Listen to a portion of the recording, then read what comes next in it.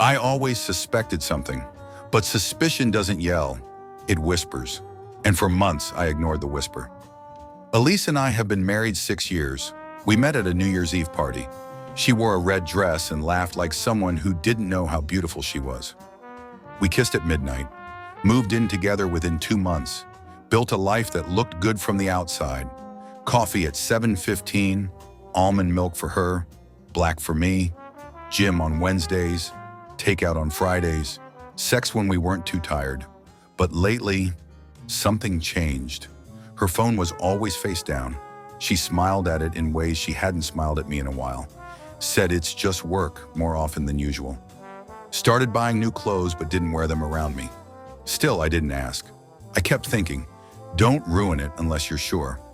Then one night, she went to shower and left her laptop open on the kitchen table. I wasn't trying to snoop. I swear to God, I just wanted to check the weather. But when I moved the mouse, a tab opened on its own. Private email, another tab, a hotel booking, and then a Word doc still open, titled, I don't know how to tell him. I froze. My mouth went dry like I'd swallowed sand. I read the first few lines. It was a letter, maybe never meant to be sent. I still love him, she wrote, but I feel dead in this house. She said she was going to her sister's that weekend. I didn't say a word, I just nodded, told her to drive safe. Then I drove across town to the hotel she had booked. I waited in my car, cold air blowing through the cracked window. 1 hour, 2, and then I saw her, in a green coat I didn't recognize, holding hands with someone, a man in a leather jacket, probably mid-30s with a beard like the ones in cologne commercials. They kissed, not quickly, not nervously. It was a kiss that had history behind it. That night I didn't confront her. I pretended everything was fine. We ate pasta. I asked about her sister. She lied to my face like she'd been practicing. And I realized something. I didn't feel angry. Not yet. Just hollow. The next morning, I walked into the office like usual, said hi to the receptionist, grabbed my coffee, but something had changed. Something cracked open in me. And then I started doing something I never thought I'd do. I started staying later at work. At first, it was just to avoid going home. The silence in that house had started to echo. Every room felt like a lie. At the office, I was invisible in the best way. Middle management in a mid-sized insurance firm. No one expects much from you. No one checks what you're really doing. It began small. I went through emails that weren't meant for me, team threads, financial reports, client files. There was something comforting about peeling back layers that weren't mine. Like if I could uncover enough secrets, maybe I could balance out the one Elise kept. Then I found Karen. She worked in accounts, a floor below mine. Divorced. Always wore the same navy blazer. People called her cold. But I saw her reading Anna Karenina in the break room once, and something in me stirred. We didn't talk much, but I started timing my lunch to match hers. I complimented her shoes once, simple black heels. She said thank you without smiling, but the next day she wore a different pair. Then one Thursday, we were both still at the office after 9. She was in the kitchen. I walked in. She looked up like she was expecting me. I thought you left already, she said. I could say the same about you, I replied. We stood in silence. The hum of the fridge felt louder than the air between us. Then she said, you don't look like someone who enjoys going home. I laughed, or maybe I sighed. You have no idea. That's how it started. A conversation over bitter coffee and fluorescent lights. We didn't touch. We didn't flirt. But something opened. A week later, I told her about Elise. Not the whole thing, just enough. She nodded, said, most people cheat because they're lonely, not because they're bad. That hit me hard. We began meeting in quiet corners of the building. Sometimes just to talk, sometimes not. And then one night, I crossed a line. It was a Tuesday, raining. We were the last two in the building again. I don't remember who leaned in first, but I remember the weight of it, our mouths meeting like it was inevitable. Her lipstick tasted like wine and mint. My hands were shaking, hers weren't. We didn't go anywhere private.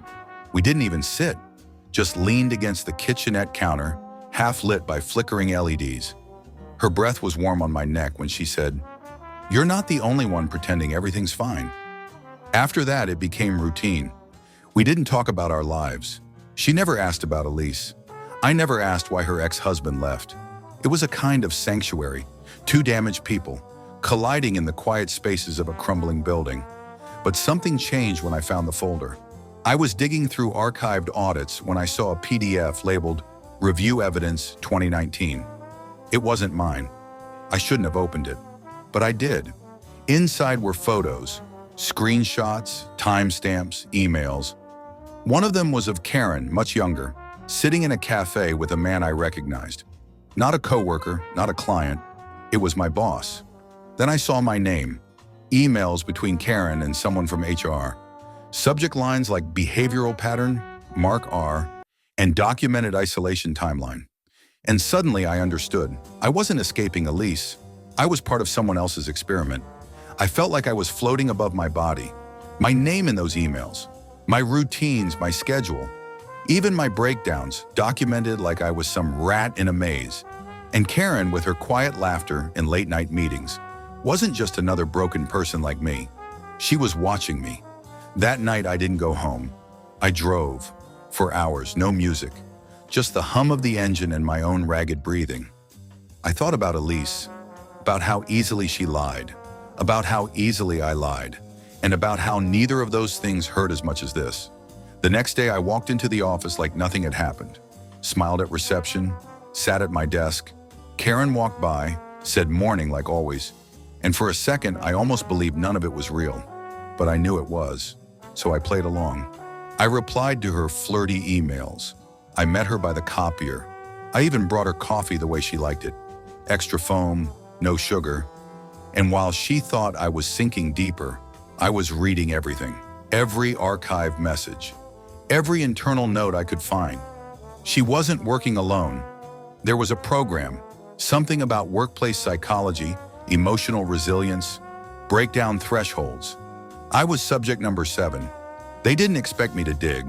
They didn't expect me to understand. But I did. And I started planning. I started leaving little notes. Not to them, to myself, under the keyboard, inside the file cabinet, behind framed certificates on the wall. Notes like, she's lying about the meetings. Trust no one past floor 6. You're not crazy if you're right. I began recording conversations, memorizing timestamps, watching security footage when I could get access. I changed passwords, rerouted my email to a private server, and built a paper trail, one they couldn't erase. Then I stopped sleeping. Not because I didn't want to, because I couldn't. Every time I closed my eyes, I saw Elise laughing in that hotel lobby. I saw Karen's hand on my shoulder. I saw myself from above, tired, unshaven, eyes hollowed out like something had already died inside. That's when I made the final move. It wasn't loud, no explosions, no lawsuits. Just a carefully timed email sent to 17 journalists, including files, transcriptions, and a letter. You're watching this because I broke protocol, because I wasn't supposed to know, because I found out that my wife was part of a controlled emotional breakdown program orchestrated by my own employer. They call it the Echo Study. I was subject number 7. I don't know how many more there are, but now you do. Then I walked into Karen's office. She was sipping tea like nothing had changed. "Did you really think you could break me?" I asked. She smiled. "We didn't want to break you, James. We wanted to see what you'd become." I leaned forward and whispered, "A ghost." Then I walked out, left my badge on the desk, and never looked back.